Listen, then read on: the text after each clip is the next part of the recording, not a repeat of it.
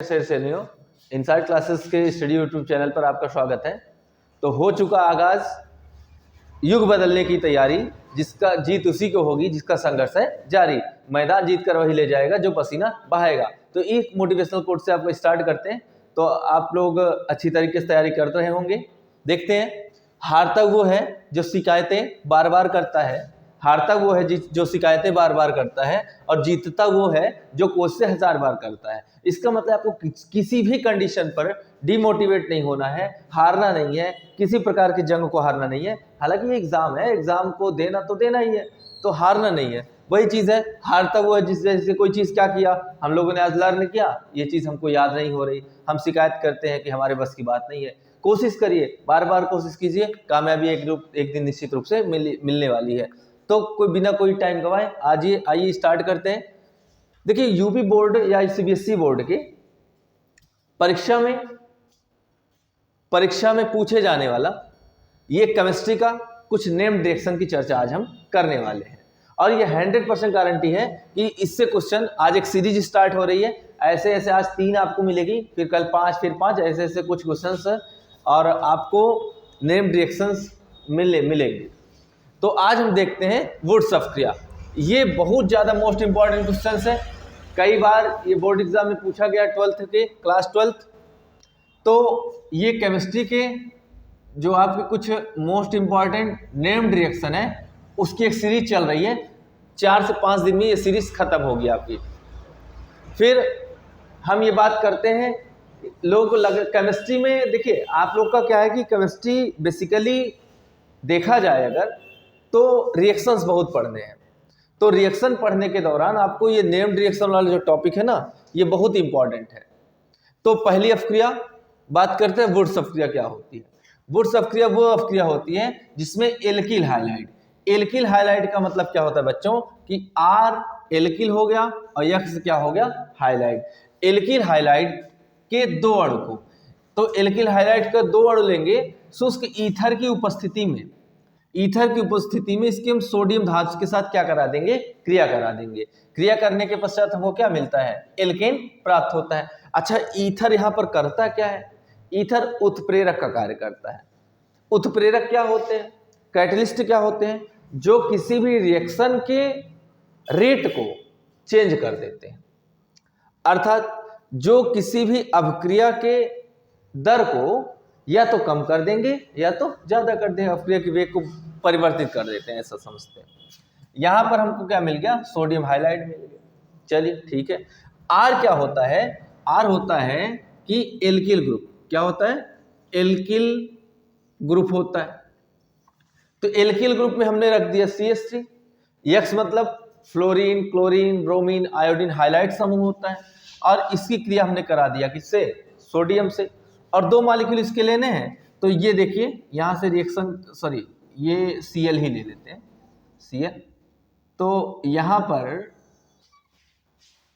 Cl, तो ये क्या है, मेथिल क्लोराइड, सोडियम, ये भी मेथिल क्लोराइड। तो मेथिल क्लोराइड के 2 मॉलिक्यूल्स की रिएक्शन हम करा दिए सोडियम परमाणु के साथ, किसकी उपस्थिति में, ईथर की उपस्थिति में। तो हमको क्या मिल गया, एल्केन। एल्केन मतलब C2H6 हमको मिला, और इसका नाम क्या हो गया, एथेन इसका नाम, और NaCl क्या हो जाएगा, सोडियम क्लोराइड।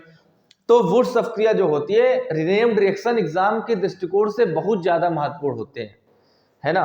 और ये क्वेश्चन फिर से सुन लीजिए, वह अवक्रिया होती है जिसमें एल्किल हाइलाइड के 2 मॉलिक्यूल्स हम लेंगे, और सोडियम परमाणु, सोडियम एटम के साथ ईथर के प्रेजेंस में जब उसका रिएक्शन हम कराते हैं, तो हमको मिलता जो है उसको हम कहते हैं एल्केन, और सोडियम क्लोराइड अलग हो जाता है। तो रिएक्शन हम देख लिए, आर मतलब एल्किल ग्रुप होता है, एक्स मतलब हाइलाइड ग्रुप होता है। तो RX एक यहाँ हमने ले लिया, एक RX यहाँ ले लिया।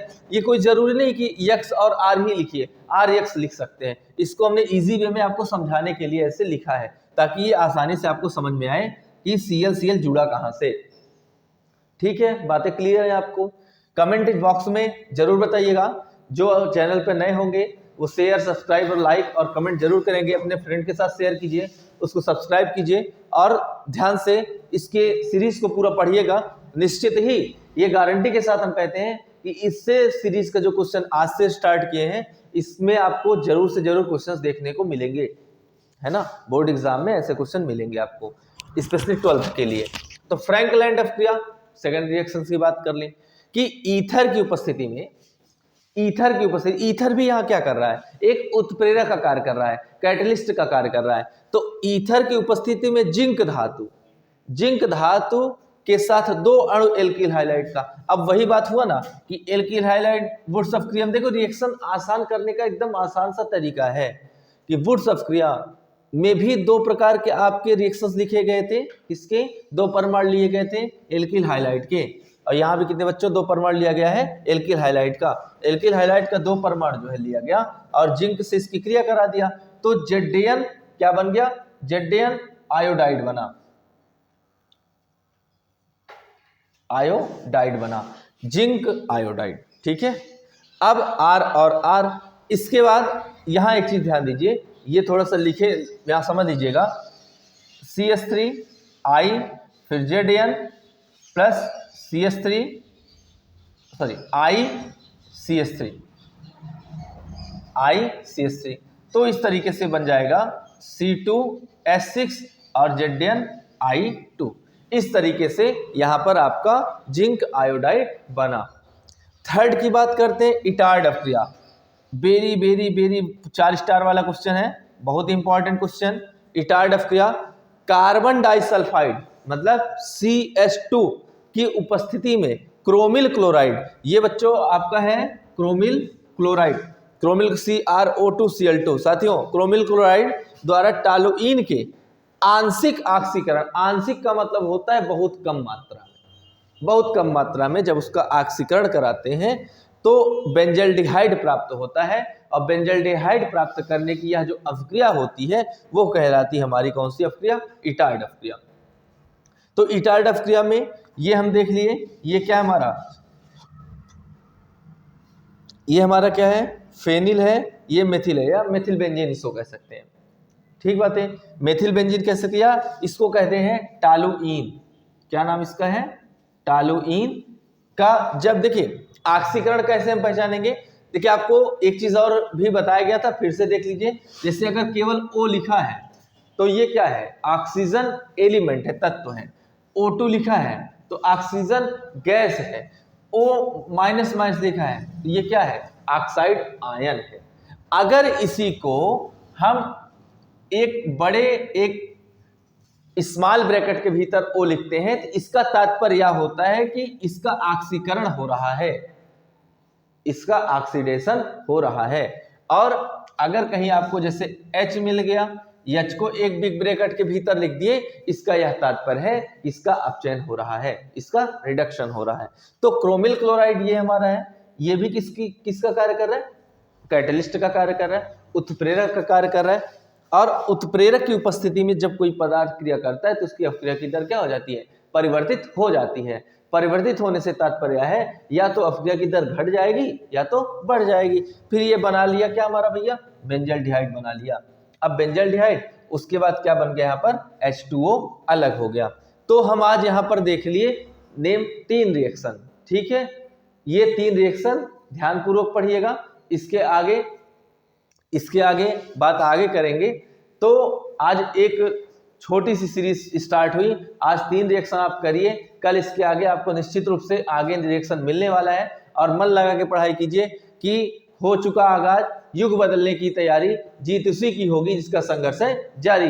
जो पसीना बहाएगा मैदान जीतकर वही ले जाएगा। इस बात के साथ इस बात को याद रखिएगा, इसके पहले के जो फिजिक्स का स्टार्ट हुआ था उसमें क्वेश्चंस चल रहे थे, उसके आगे कंटिन्यू करने वाले हैं। फिर इसका तो कंटिन्यू बगैर समाप्त ही उस पर अगले चैप्टर पे हम आएंगे नहीं।